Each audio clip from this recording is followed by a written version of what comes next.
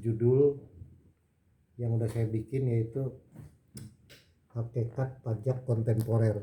Pertanyaannya ada dua ya. Pertama adalah apa itu pajak. Yang kedua, apa arti kontemporer. Jadi ada dua tema yang sebenarnya ingin diterangin pada perkuliahan ini ya, yaitu pajak dan kontemporer ya. Dua kata itu. Nah, apa itu pajak ya? Jadi pendekatan ilmu itu biasanya menggunakan 2W 1H. 2W, what, why, dan how. Itu cukup kita tiga itu. Sebenarnya kalau pajak itu harus bertanya 5W 1H, tapi mungkin cukup what, why, dan how. What itu apa? What, why itu mengapa ada pajak. Ketiga adalah how, bagaimana pajak itu dilakukan prakteknya. Jadi pendekatannya 2W 1H, what, why, dan how. Sebenarnya kita bisa bertanya juga kalau ada tagihan pajak itu when ya, atau where, when dan where, atau who, siapa ya. Jadi kalau mau dikembangkan bisa 5W 1H ya. Tapi saya hari ini singkat saja menggunakan 3 pendekatan what, why, dan how ya. Nah, di halaman PowerPoint kedua, kalau ditanya apa itu pajak itu ilmu dialektis, dialog ya. Kalau dialog itu berarti ada dua orang atau lebih, baik kelompok, individu, maupun masyarakat. Jadi dialog itu menjadi dialektis. Nah, kalau dialektis berarti dua arah. Makanya peraturan perpajakan itu harus dua arah, yaitu arah masyarakat dan arah otoritas, atau disebut di situ arah negara dan arah masyarakat, karena dua-duanya saling ketergantungan. Maka pajak itu adalah ilmu dialektis antara subjek dan objek. Subjeknya itu adalah yang ya, sedangkan objek adalah yang di ya. Jadi ini ada saya bikin ya, dan di. Itu disebut subjek, di itu objek. Nah, kemudian ada predikatnya. Jadi SPOK sebenarnya keterangan ya, persis bahasa Indonesia. Jadi ada orang yang disebut memungut pajak, ada yang dipungut pajaknya, masyarakat. Ada yang menagih pajak, ada yang ditagih, ada yang membani, ada yang dibebani, dan seterusnya. Ada yang memukul, ada yang dipukul, ada yang melihat, ada yang dilihat, ada yang meraba, ada yang diraba, ada yang membeli, ada yang menjual. Jadi manusia itu adalah hubungan dialektis.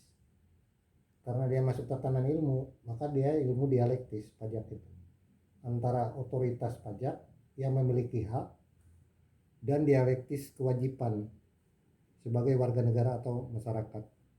Prosesnya ini disebut predikatnya, kata kerjanya, atau disebut knowing ya. Nah, ini disebut knower. Knower itu subjek, known itu objek, knowing itu proses. Kalau tiga ini digabung dia menjadi ilmu. Nama ilmunya ilmu fiskal. Fiskal itu dari kata fiskus. Fiskus itu ya undang-undang tentang fiskal, perpajakan. Karena mengatur negara itu kan ada dua kebijakan negara itu. Satu namanya kebijakan moneter yang berada di Bank Indonesia, itu otoritas Tabrin. Dan satu otoritas lagi, otoritas fiskal, ada di lapangan Banteng, Kementerian Keuangan. Jadi dua lembaga itu yang disebut lembaga negara. Satu mencetak uang, kemudian mengedarkan kepada masyarakat. Satu mengedarkan, satu menarik. Yang mengedarkan juga dialektis. Ada yang mengedarkan, ada yang menarik. Antara lapangan Banteng dengan Tamrin. Itu juga dialektis. Yang di dialektis apa? Uang. Mengapa uang? Ya karena tiap tahun pemerintah itu membarat yang namanya anggaran pendapatan dan belanja negara. Anggaran dan pendapatan belanja negara itu disusun atas dasar JUM. JUM itu jumlah uang beredar di masyarakat. Uang itu tidak boleh banyak, tidak boleh sedikit ada di masyarakat. Kalau terlalu banyak terjadi inflasi, kalau terlalu sedikit terjadi deflasi. Nah, faktor inflasi dan deflasi itulah penyakit ekonomi. Karena itu kalau kas negara kosong, pemerintah tidak boleh mengintervensi Bank Indonesia karena undang-undangnya dia lembaga otonom. Maka pemerintah harus menarik uang dari masyarakat itu untuk kemudian dibelanjakan dalam kegiatan-kegiatan produksi dan pembangunan. Lalu terjadi keseimbangan ekonomi. Jadi kata fiskal di sini ini berhubungan dengan upaya penarikan pajak dari masyarakat sebagai fiskus. Fiskus itu wajib pajak. Ya. Jadi dia sebagai knowledge, pengetahuan. Paham ya? Itulah disebut hakikat pajak kontemporer dari perspektif sejarah. Ya. Ya, itu teman-teman ya. Jadi dia bersifat dialektis. Dialektis antara subjek dan objek pajak ya, yang saling ketergantungan satu dengan lainnya. Kira-kira seperti itu ya. Jadi ada kata subjek, ada kata yang menagih, dan ada yang kata ditagih. Ada yang disebut piutang, ada disebut utang. Jadi akuntansi pun bisa bermain di situ antara debit dan kredit sebagai kontra account disebut. Nah seperti itu. Prosesnya itulah adalah proses perpajakan di sini, knowingnya ini. Jadi kontemporer itu ada di knowing bisa berubah. Kalau otoritas berubah, masyarakat berubah. Misalkan terjadi tax amnesty, ini karena masyarakat tidak patuh pajak, banyak dananya pergi ke luar negeri macam-macam ya, terjadi Panama Paper, Pandora Paper, lalu pemerintah membuat ya kebijakan ya. Masalah kontemporernya yaitu banyaknya orang memplang pajak, ketidakpatuhan pajak. Maka di sini prosesnya ada yang disebut dialektis antara keadaan masyarakat dan respon pemerintah. Pemerintah memberikan respon, ini memberikan stimulus respon. Terjadilah dialektis. Jadi peraturan pajak itu tidak pernah stabil karena masyarakat itu dinamis. Di knowing ini, di prosesnya sebagai predikat kerja masyarakat atau kerja pemerintah. Nah, itulah disebut ilmu perpajakan fiskal ya. Nah, fokus yang kita bahas sebenarnya adalah dua aspek ini. Bisa kita melihat dari sisi ini, bisa melihat dari sisi ini, bisa melihat dari sisi ini. Entah dari otoritas kita melihatnya, entah dari di dalam prosesnya, entah di dalam masyarakat, baik masyarakat sebagai individu atau yang dia punya lembaga perwakilan yang namanya perusahaan atau lembaga bisnis lainnya. Itu disebut memiliki kewajiban. Nah, negara punya hak. Nah, kalau kewajibannya dipenuhi, dia disebut good citizenship, warga negara yang baik ya. Oke ya, paham ya? Itu singkat aja teman-teman. Nah, halaman 2 ya. Tadi udah saya katakan ada dua dialektis antara Kementerian Keuangan dengan Bank Indonesia atau Bank Sentral. Nah, ini ada pemikiran sosialisme bernama Karl Marx ya, yang menyatakan basis ekonomi itu, infrastruktur kesadaran masyarakat itu adalah ekonomi, di mana realitas itu tampak, politik, bahasa, kebudayaan, seni, dan seterusnya. Seluruh manusia itu aktivitas berbasis ekonomi. Jadi mulai dari kita bangun sampai kita tidur, itu yang kita bersetubuh dengan benda ekonomi. Kalau Anda tidur, Anda bersetubuh dengan bantal, itu barang ekonomi. Kalau Anda pergi ke kamar mandi, Anda bersetubuh dengan barang ekonomi. Ada odol, ada Pepsodent, ada sabun, ada air. Ketika Anda mau ke kantor, Anda bersetubuh dengan sepatu, bersetubuh dengan laptop, bersetubuh dengan HP, bersetubuh dengan motor, bersetubuh dengan mobil. Semua persetubuhan masyarakat itu basisnya adalah ekonomi ya. Itu disebut basic structure. alat-alat produksi hubungan dengan kegiatan produksi. Maka apa yang dikatakan oleh Adam Smith ya dalam bukunya sebagai Web of Nation itu sebagai masyarakat mercantilism, orang perdagangan, yaitu negara Indonesia cita-cita laba. Jadi semua orang itu bercita-cita untuk dapat keuntungan. Itu terjadi semenjak zaman POC sampai sekarang. Jadi ideologi sebuah state, sebuah bangsa, basis strukturnya adalah ekonomi. Kita semua bersetubuh ya. Anda sekarang bersetubuh dengan IT, teknologi. Kita bisa bertemu di Google Meet ini. Ini bukan karena apa, Pak, karena basis ekonomi. Kalau nggak ada duitnya nggak jalan dia. Intinya relasi ekonomi itu membentuk ide sosial, realitas sosial, struktur masyarakat. Itu adalah basisnya ekonomi. Maka kalau Anda lihat tiap-tiap manusia lalu kemudian menjadi berjuang ya untuk bisa survival hidup. Nah, supaya masyarakat itu bisa tertib, bisa baik, bisa adil, bisa ideal, maka pemerintah memiliki kewenangan untuk mengatur negara itu dengan baik melalui yang namanya konstitusi undang-undang negara. Nah, konstitusi itu nanti akan membuat adanya institusi hukum, budaya, dan masyarakat itu menjadi baik. Lalu pola kekuasaan dalam aktivitas ekonomi itu bisa diatur melalui yang namanya mekanisme perilaku masyarakat dalam ekonomi. Maka kalau kita lihat ya, kita bisa menilai sekarang struktur dalam masyarakat kita ya, masyarakat modern khususnya dan kontemporer, bahwa cara orang makan, cara orang berkesenian, cara orang tidur, cara orang makan, cara dia berolahraga, cara dia beribadah, itu ditentukan oleh kemampuan ekonomi. Muka orang kurang duit dengan lebih duit juga akan kelihatan. Itu menunjukkan keresahan di dalam masyarakat. Jadi uang adalah pengatur masyarakat sebagai sebuah ideologi. Itu disebut basis kesadaran superstruktur, base structure namanya. Nah, itulah yang menyebabkan supaya tidak terjadi konflik, maka harus diatur masyarakat itu melalui yang namanya tata kelola pemerintahan yang baik. Kalau di perusahaan namanya ada tata kelola perusahaan yang baik, cara mikroekonomi. Supaya apa? Supaya tidak terjadi yang namanya clash dan dalam masyarakat. Artinya hak milik orang diakui, kebebasan orang diakui, harta orang harus dilindungi. Jadi kalau ada orang nyuri harta perusahaan atau harta individu, maka yang menegakkan keadilan itu polisi yang digaji dari pajak rakyat atau undang-undang yang akan menangani itu. Jadi masyarakat harus kembali kepada tingkat intelektualnya, bukan berlaku hukum hewan, hukum rimba, nggak boleh begitu. Masyarakat modern itu harus dapat tumbuh berkembang di dalam dasar rasionalitas. Lalu dia menjadi sebagai basis struktur kesadaran sosial masyarakat. Seperti itu teman-teman. Ya. Oke, kita lanjut ya.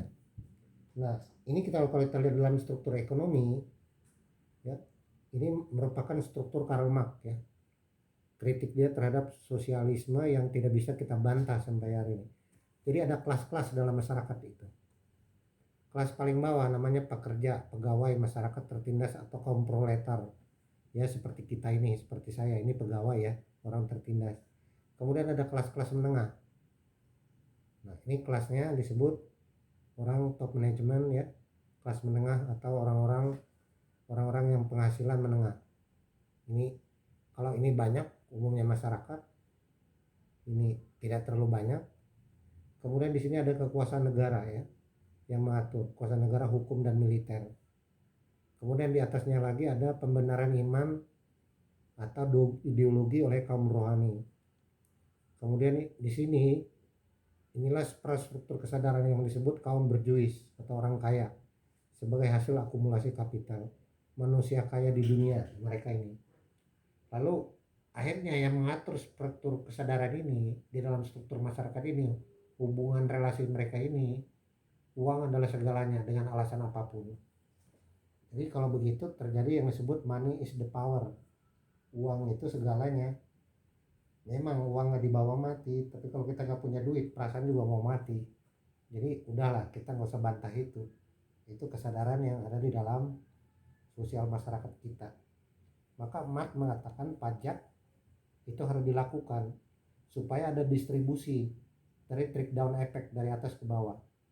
Orang yang penghasilan tinggi, makanya kalau Anda lihat undang-undang HPP, ini kelas-kelas orang tinggi yang ada di sini, tarif pajaknya lebih besar, sedangkan ini lebih kecil, bahkan tidak kena pajak. Orang yang penghasilannya UMR tidak dikenakan pajak, itu mayoritas masyarakat kita. Jadi apa yang terjadi? Terjadinya gap antara masyarakat bawah dengan masyarakat atas. Nah, negara harus menjadi jembatan media dialektis antara masyarakat bawah dan masyarakat atas ini. Caranya adalah memindahkan kekayaan orang ini dalam bentuk pajak ke sini. Bentuknya apa? BPJS, bentuknya apa lagi? Subsidi, bentuknya apa lagi ke sini diberikan. Misalnya subsidi ada namanya Jaskin, jatah beras miskin ya. Kemudian ada lagi macam-macam di sini. Subsidi ya, ke masyarakat. Itu sebenarnya dipotong dari atas ini melalui akumulasi pajak untuk membuat distribusi sehingga terjadi redistribusi keadilan. Itu sebenarnya sejarah perpajakan seperti itu. Ya sebenarnya kalau saya mau kuliah ini bisa 1 tahun ya. Ini kalau mau dikembangkan teorinya lebih banyak lagi. Tapi cukuplah Anda tahu bahwa dalam struktur masyarakat itu terjadi yang namanya money is the power. Uang itu mengatur segalanya. Karena dia alat paling liquid, bisa dipakai apa saja. Karena itu harus ada negara, kekuasaan negara hukum yang mengatur itu, yang menjaga ya tatanan sehingga tidak terjadi chaos dalam masyarakat. Nah, maka perlu ada namanya nomoi. Nomoi itu undang-undang. Undang-undang itu akan membatasi hak dan kewajiban manusia yang berada di dalam wilayah teritorial. Kalau kita namanya NKRI ya. Kalau kita sebagai warga negara Republik Indonesia. Kalau kita sebagai warga dunia, ya nanti ada pajak internasional. Lalu ada lembaga yang namanya OECD. OECD itu yang mengatur tentang harmonisasi perpajakan yang namanya menghindari terjadinya tax haven country itu ya, atau penghindaran pajak, tax treaty dan seterusnya. Ini sebenarnya adalah bentuk kesadaran ini, sehingga ada namanya distribusi dan akumulasi pajak itu untuk memperkecil gap kesenjangan tidak bisa dihilangi, tetapi jangan sampai ada orang yang terlalu miskin padahal di satu sisi ada orang terlalu kaya. Kalau di Indonesia itu mungkin antara orang berpenghasilan rendah dengan berpenghasilan tinggi itu mencapai 1000 kali lipat gajinya orang-orang ini dengan orang-orang bawah. Jadi maka muncul namanya indeks Gini. Indeks Gini itu adalah indeks kemiskinan suatu negara. Itu menunjukkan negara itu tidak dikelola dengan baik, khususnya dari sistem distribusi dan pajaknya. Bayangkan kalau masyarakat bawah ini 300 km atau 200 km ini di Serang, Banten itu masih ada orang melahirkan di puskesmas, nggak ada obat antibiotik dan nggak ada bidan yang membantu orang itu. Padahal itu harusnya pemerintah mendistribusikan kesehatan masyarakat supaya negara itu tujuannya apa sih dibentuk? Negara itu dibentuk satu, tidak boleh ada orang bodoh kalau bisa. Kedua, dia warganya sehat, tidak ada sakit. Kalau sakit bisa diobati. Ya, yang ketiga, dia bisa makan. Artinya terpenuhi kebutuhan sandang dan pangan. Nah, kalau itu tidak terpenuhi, maka ada distribusi kekuasaan dan hukum yang mengatur supaya terjadi yang namanya keadilan. Itulah basis kalau ditanya why ya, kenapa pajak itu ada ya. Begitu teman-teman ya penjelasannya secara singkat ya. Nah, saya lanjut ya. Nah, kalau kita mau berkata ini saya sembarang taruh aja, artinya sembarang tulis saja. Pajak itu apa? Pajak adalah negara mengumpulkan uang pada objek pajak apapun yang menambah nilai ekonomi. Jadi apapun nama benda transaksi yang menambah manfaat ekonomi dalam bentuk dan nama apapun itu dikenakan pajak yang dikumpulkan oleh negara ya melalui Direktorat Jenderal Pajak. Maka ada yang disebut ekonomi, sistem ekonomi ya. Dari sistem ini tadi, pengaturan ini, maka akan muncul ekonomi 2 sektor, 3 sektor dan 4 sektor. Nah, ekonomi 4 sektor ini ada pemerintah, ada perusahaan, ada rumah tangga. Kalau 2 sektor ini hanya satu dia gerak dari rumah tangga ke perusahaan. Perusahaan kasih gaji. Nah, ini udah ada pajak semua ini di sini. Ini pajak, ini juga berikan pajak. Jadi muncul pajak ini. Makanya disebut yang menambah nilai objek apapun dalam ekonomi, dalam struktur ekonomi 4 sektor, baik ekspor, impor, ini kena pajak semua. Pembelian barang dan jasa, pembangunan ini juga oleh pemerintah minta perusahaan swasta untuk bangun jalan tol, ini juga terjadi mekanisme perpajakan. Itu yang dikatakan oleh buku Adam Smith, The Wealth of Nation itu. Bagaimana sistem perdagangan bebas atau capital market atau pasar bebas itu bisa dilakukan kalau ini ekonomi 4 sektor ini bisa berjalan secara sehat. Nah, kalau kita lihat ini sama gambarnya ini adalah ekonomi 4 sektor. Nah, nanti uang pajak yang diterima ini akan masuk ke APBN. Ini struktur APBN kita. Misalkan kita lihat ya. Ini adalah jumlah pajak yang kita terima dari tahun 2020 dan 2019. Nah, termasuk di situ bea masuk, bea keluar ya dari pajak ini semua. Lalu muncul yang namanya keseimbangan ekonomi 4 sektor, di mana Y itu adalah pendapatan negara. Pendapatan negara itu dari mana ya? Dari pajak. Nih. Y itu pendapatan nasional, plus konsumsi, plus investasi, plus pengeluaran perintah, ekspor, mini impor. Ini disebut agregat keseimbangan ekonomi 4 sektor. Lalu yang paling penting dari ini untuk membuktikan bahwa ekonomi 4 sektor berjalan dengan baik, yaitu yang perlu diperhatikan adalah rasio pajak, yaitu perbandingan penerimaan pajak terhadap PDB, produk domestik bruto, atau agregat ekonomi, yang merupakan penerimaan satu negara. Menurut angka internasional, PDB itu harus 15% ke atas. Nah, Indonesia itu selalu di bawah itu. Sekarang mungkin tahun ini sekitar 9% atau sekitar 10%. Jadi kita minus 5 dari standar internasional. Itu menunjukkan bahwa realisasi penerimaan pajak atau struktur anggaran negara dari pajak belum sehat di negara kita. Ukurannya adalah tax ratio. Tax ratio itu adalah persentase perbandingan penerimaan pajak nih dikaitkan dengan PDB, produk domestik bruto atau pendapatan nasional. Y-nya ini, Y itu pendapatan. Kalau pendapatan sama dengan konsumsi, nah berarti nggak ada yang diinvestasi. Penghasilan Anda 2 juta, konsumsi Anda 2 juta, ya berarti nol. Nggak ada investasi, nggak ada pertumbuhan, nggak ada apapun. Jadi yang baik itu selalu dia 15% perbandingannya. Itu menurut pengertian why ya. Why itu mengapa pajak itu begitu penting, karena dia kesehatan sebuah negara itu tercermin dari sehatnya sistem perpajakan yang ada di negara itu untuk membangun peradaban, terutama dipakai dalam 2 sektor, yaitu sektor pendidikan, sektor kesehatan, dan kebutuhan masyarakat atau sektor perdagangan dan industri. Ingat tadi di awal udah saya katakan ya, di kuliah awal kita, basis struktur dalam ekonomi itu adalah uang. Jadi money is the power, ini yang mengatur ya. Tapi uang juga tidak bisa berjalan kalau tidak ada aktivitas produsen dan konsumen. Nah, ini the firm, perusahaan ini, perusahaan dan rumah tangga. Ya, rumah tangga dapat penghasilan 5 juta per bulan. Akhirnya rumah tangga ini apa? Belanja produk perusahaan nih, dia dapat gaji dari perusahaan nih. Masuk 2 juta. Kemudian dia beli Pepsodent 1000, beli odol 1000, beli rokok 200.000, beli listrik 400.000, beli pulsa 200.000, beli lipstick 2000, beli makan 2000, beli Indomie 40.000. Itu semua barang perusahaan. Jadi orang yang kerja di perusahaan akan dikembalikan lagi ke perusahaan.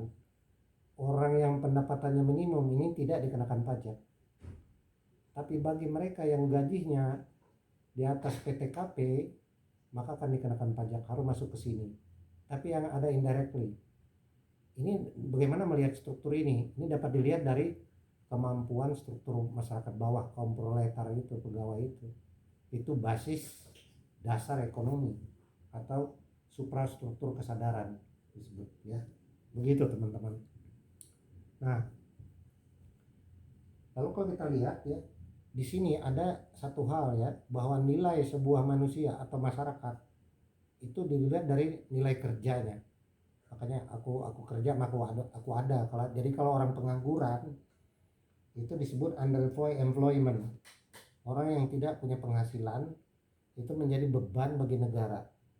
Karena itu kerja itu menjadi hal penting. Itu yang dikatakan dalam buku Wealth of Nation itu.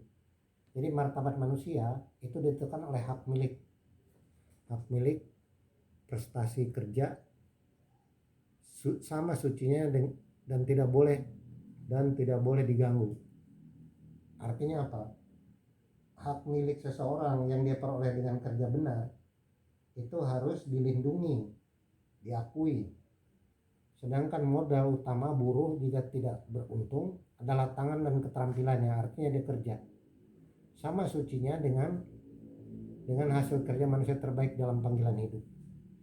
Jadi orang yang punya duit, orang yang punya modal, ya dia dirikan perusahaan. Orang yang nggak punya modal, dia punya tenaga kerja. Tenaga kerja ini diberikan di sini. Nah, ini dia dapat gaji di sini. Ini adalah mekanisme ekonomi di sini. Sektor rumah tangga yang nggak punya modal, nggak bisa dirikan perusahaan, dia kerja di perusahaan, menyerahkan tenaganya. Ini orang kaum kapitalis nih. Nah, ini hasil kerjanya sama sucinya dengan dialektik antara owner dan member.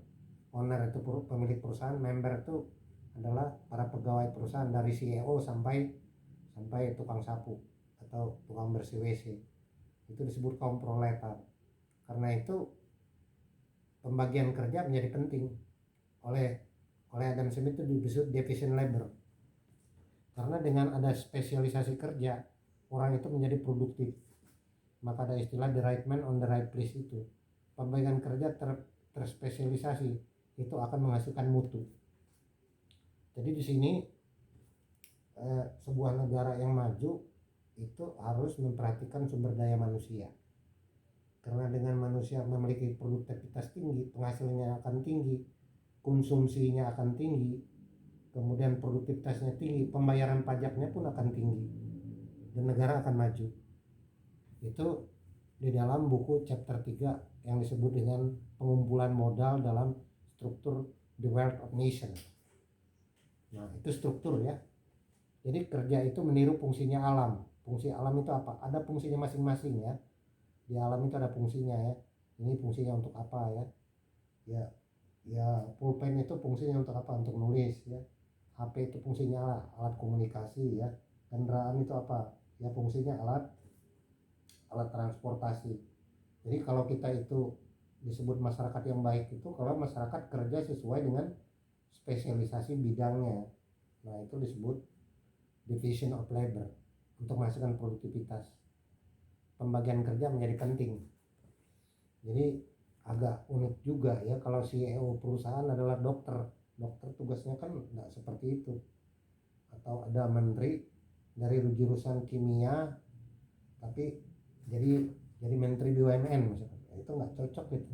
Tidak ada spesialisasi karena kepentingan politik lebih besar. Nah, negara itu akibatnya apa kalau tidak ada produktivitas dan fungsi spesialisasi? Negara itu akan tertelan oleh yang namanya risiko dan biaya. Nah, kalau biayanya lebih tinggi, maka perusahaan itu menjadi kolab dan tidak ada produktivitas. Maka yang dikatakan di awal tadi, cita-cita laba itu tidak terwujud. Dominasi ekonomi itu bisa tercapai kalau ada produktivitas kerja yang tinggi.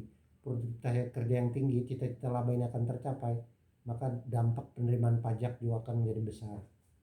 Jadi pembangunan basis struktur ekonomi di dalam struktur division of labor itu menjadi penting. Makanya ada pasal PPH, pajak penghasilan, baik wajib pajak perorangan maupun pajak perseroan ya. Itu menjadi target penerimaan pajak yang cukup besar. Begitu saudara-saudara sekalian ya. Oke, saya lanjut ke berikutnya ya. Lalu pajak yang kita bayar tadi ada dua perbedaan ekonomi ya.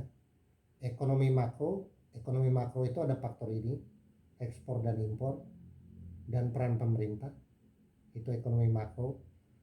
Sedangkan ekonomi mikro itu hanya pada the firm, problem perusahaan atau kurpus korporasi ya di sini, dan perusahaan rumah tangga.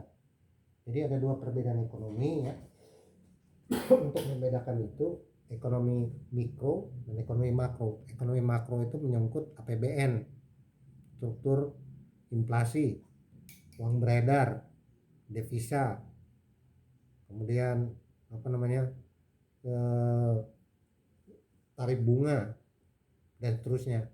Itu diatur dalam ekonomi makro. Nilai kurs tukar rupiah terhadap mata uang asing, itu semua diatur dalam yang namanya mekanisme ekonomi makro. Nah, ekonomi mikro dan rumah tangga ini bagian sini. Maka ada dua kata yang berkembang. Ada namanya res publica dan res privata. Res publica itu apa artinya? Yaitu hajat hidup orang banyak, wilayah publik disebut. Maka disebut ada undang-undang publik. Undang-undang publik itu undang-undang untuk masyarakat, supaya ini bisa diatur dengan baik hubungan ini. Maka ada kata res privata dan res publica. Res privata itu dari kata private itu adalah perusahaan. Maka res privata itu adalah wilayah oikos dan nomos. Maka ilmu ekonomi itu dari kata oikos dan nomos. Oikos itu adalah rumah tangga, nomos itu adalah aturan. Maka ini disebut perusahaan ini adalah aturan rumah tangga. Jadi dialektik antara individu bekerja pada perusahaan. Ini disebut ekonomi. Ekonomi itu disebut oikos dan nomos, ilmu ekonomi. Tujuannya apa perusahaan itu? Survive ini dia bisa untung, bisa berumur jangka panjang dan dapat going concern. Ini menjadi struktur di dalam masyarakat yang berbasis kapitalisme. Orang akan cenderung berusaha untuk mengakumulasikan modal. Itu cita-cita masyarakat kapitalisme. Orang nggak mau lah jadi pegawai negeri. Buat apa? Karena pegawai negeri itu beban moralnya lebih kuat kalau di negara maju. Kalau di kita malah dicari-cari. Lalu bagaimana supaya tidak terjadi gap antara wilayah res publica dan res privata? Maka ada tatanan pajak sebagai ideologi. Ideologinya ini kalau kita lihat pembukaan dasar 45, itu tujuan negara itu dibentuk apa? Mencerdaskan kehidupan bangsa. Berarti ada akal yang mengatur supaya masyarakat bisa cerdas. Namanya wilayah common good itu kebaikan bersama, yaitu apa? Masyarakat adil dan makmur, cerdas ya. Nah itu dilihat, makanya negara kita ini dibentuk namanya kata republik itu dari kata res publica. Ini karangan Cicero sekitar 2000 tahun yang lalu, bukunya udah dibikin ya, atau sekitar ya mungkin 2000 tahun yang lalu dibuat. Era Cicero zaman Yunani kuno, Cicero namanya, itu membuat buku Res Publica, bagaimana urusan publik itu diatur melalui yang namanya kekuasaan pemerintah. Kemudian dikembangkan oleh Jean-Luc Rousseau yang namanya teori trias politica. Ada eksekutif, legislatif, dan yudikatif. Itu yang mengatur disebut common good, kebaikan semua orang manusia tanpa kecuali. Jadi martabat manusia menjadi penting. Lalu supaya martabat manusia ini tidak hanya sekedar wacana, harus ada namanya teks logis, aturan pajak. Untuk menentukan kehendak baik itu bisa diwujudkan. Kalau kehendak baik nggak ada alatnya nggak bisa. Orang disuruh berbuat baik nggak bisa kalau nggak ada uangnya. Maka ada dasar teks logis, yaitu etika publik tentang bagaimana menyelenggarakan sebuah negara yang baik dan bertanggung jawab melalui yang namanya etika publik, yaitu membedakan antara orang yang tahu hak dan tahu kewajiban. Ini yang harus penting. Maka menyediakan supaya orang taat pajak, maka perlu modalitas dan sistem. Sistem itu dibuat yang namanya ya bisa pakai undang-undang, bisa pakai elektronik ya, SPT, macam-macam itu. Yang sistem yang online itu sistem. Tujuannya apa? Untuk menciptakan apa yang dikatakan oleh John Locke itu, martabat manusia itu dia bisa hidup, kekayaannya diakui, dan manusia punya kebebasan. Life, property, dan liberty. Jadi kalau ditanya tujuan perusahaan itu apa? Ini sektor mikro, tujuannya apa? Menciptakan laba. Laba itu apa? Peningkatan properti. Jadi kalau laba Anda tahun ini 5.000, tahun depan jadi 7.000, itu ada peningkatan properti Anda sebesar 2.000. Itu disebut perusahaan yang baik. Good life, disebut John Locke. Life, property, and liberty. Ini dasar rasionalisme modern sampai kontemporer yang dipakai orang dalam masyarakat maju. Maka ada dua wilayah ya, wilayah yang mengatur publik dan wilayah masyarakat. Ini hukumnya adalah survive. Kalau ini kebaikan bersama, maka ada regulasi yang mengatur untuk membentuk yang namanya habitus. Habitus itu pembiasaan hidup. Masyarakat itu perlu dididik melalui sebuah sistem mekanisme supaya mereka bisa melakukan yang namanya habitus kebaikan. Itu kira-kira oleh Jean Rousseau itu disebut volonté générale, kehendak baik umum. Itulah cita-cita Undang-Undang Dasar 45, diambil dari situ, kemudian ditransformasi oleh para pemikir negara Republik Indonesia sebelum 17 Agustus, yaitu tanggal 29 Mei. Kalau Anda baca sidang BUPKI itu terjadi. Makanya negara ini dibentuk republik, bukan kerajaan. Kenapa? Karena memang dasarnya adalah res publica, kebaikan seluruh warga negara dari Sabang sampai Merauke. Itu bisa terwujud kalau ada mekanisme perpajakan yang sehat, supaya ada pertumbuhan ekonomi, pemerataan kerja, dan kesempatan lapangan pekerjaan untuk menciptakan yang namanya produktivitas. Seperti itu teman-teman ya. Oke, halaman berikut ya. Lalu apa ontologinya? Hampir mendekati kesimpulan akhir kuliahnya. Tujuan pajak, ontologi pajak baik nasional maupun internasional itu kalau dilihat sebenarnya adalah yang disebut dengan logika common good atau pajak untuk kebaikan. Apa kebaikan itu? Adalah social justice, menciptakan keadilan sosial, khususnya sila kelima. Tapi orang Perancis, orang Amerika lebih orang Eropa lebih tahu Pancasila daripada kita, karena mereka udah menerapkan apa yang disebut social justice, keadilan, yaitu redistribusi dari orang yang beruntung ke orang yang kurang beruntung. Ini disebut social justice dan kesetaraan. Jadi kalau ada orang yang kurang makan dengan lebih makan, itu maka kerangka negara republik harus hadir di situ. Itulah sebagai disebut kesetaraan manusia dalam apa yang dikatakan oleh Immanuel Kant itu sebagai perpetual peace, perdamaian seluruh umat manusia, yaitu martabat manusia itu luhur, dia adalah titipan Gusti Allah yang harus dihormati, maka tanpa kecuali. Itu ada prinsip kesetaraan. Artinya ada orang yang kurang beruntung, ada orang yang lebih beruntung. Mereka yang lebih beruntung ini penghasilannya diambil oleh negara untuk didistribusikan ke mereka. Sebenarnya kalau mau dikatakan orang kurang beruntung, orang miskin, terlantar, dan tidak terawat ya. Nah, maka bagaimana memahami NKRI? Kalau dari perspektif kontemporer, mayoritas dan minoritas itu menjadi bergeser. Bukan soal ideologi, tetapi soal mayoritas yang mana masyarakat kita? Mayoritas miskin, minoritas orang kaya. Itu jadi problem NKRI. Harusnya terbalik. Mayoritas kaya, minoritas miskin. Udah mau berapa tahun nih saya merdeka? Mau 80 tahun ntar lagi. Tapi yang terjadi, orang kaya itu bisa dihitung pakai jari, nggak sampai 5 orang atau 10 orang. Itulah yang mendistribusikan ke sini pajak yang dibayar itu. Maka ada yang namanya identitas kartu Republik Indonesia. Ini identitas Anda sebagai warga negara publik, republik, akal publik. Akal publik itu berarti ini pajak ini. Karena dengan pajak publik itu bisa tercipta. Kesenjangan itu tidak terjadi di sini. Sebab ini kalau tidak diberikan kebutuhan yang memadai, ini bisa memberontak ke sini dan mengambil hak mereka. Dan itu melanggar prinsip life, property and liberty, kebebasan orang untuk kaya. mereka ini harus dibantu dari segi fasilitas publik, membantu orang lain supaya tidak terjadi resistensi publik. Artinya antara orang kaya dan miskin itu terjadi gap yang terlalu jauh. Maka sektor publik itu harus seluruh undang-undangnya adalah sifatnya adalah rangka kebersamaan untuk menentukan masyarakat yang ada di ini sebagai hukum survival. Masyarakat itu bisa survive. Kalau masyarakat itu survival, sehat otaknya, sehat tubuhnya, dan sehat perutnya.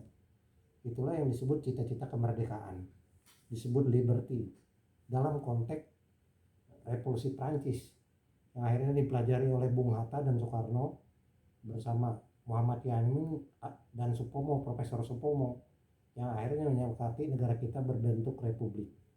Itu makanya kalau Anda nggak ada KTP dan nggak ada paspor, Anda menjadi lost citizenship, nggak ada kewarganegaraan. Anda itu bermakna karena ada KTP atau paspor Anda. Itu sebagai dasar Anda sebagai warga negara. Maka kalau Anda misalkan pergi ke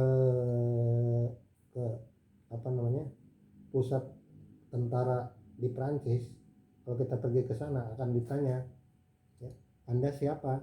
Kata penjaga PM-nya, polisi militer di pintu gerbangnya. Lalu warga Prancis akan jawab, saya pembayar pajak, Pak. Jadi kita ini semua adalah pembayar pajak tanpa kecuali, baik pajak langsung ataupun tidak langsung. Kita belanja pulsa atau belanja di Indomaret atau belanja di Shopee aja dikenakan pajak. Jadi artinya kalau Anda ditanya siapa Anda, kalau ditanya oleh pemerintah, Anda harus menjawab, saya adalah pembayar pajak, taxpayer, pembayar pajak. Itu menunjukkan kesadaran kita sebagai warga negara republik yang mencintai negara ini. Itu dasar di dalam yang namanya social justice. Jadi baju tentara, baju militer, baju jaksa, baju hakim, baju dinas pegawai negeri, mobil pegawai negeri itu kita yang beli itu dari pajak orang ini, orang-orang kaya ini. Nah itu kuliah hari ini saya rasa tidak terlalu banyak ya, pas 45 menit ya kurang lebih. Jadi kalau ditanya apa itu pajak, Anda sudah bisa memahami ya secara umum ya, baik dari struktur kesadaran, lalu mengapa pajak itu ada dan bagaimana dia ditata dalam struktur sebuah negara menjadi ideologi. Dan itu dipengaruhi oleh sejarah pemikiran ekonomi yang panjang, masuk dalam ideologi negara, kemudian dia menjadi cita-cita kemerdekaan yang harus kita tegakkan untuk negara kesatuan Republik Indonesia. Jadi orang Indonesia itu ada perilaku yang sebenarnya agak memprihatinkan. Orang kalau di Prancis tuh takut kalau diketahui kaya, kalau di kita senang kalau kelihatan kaya.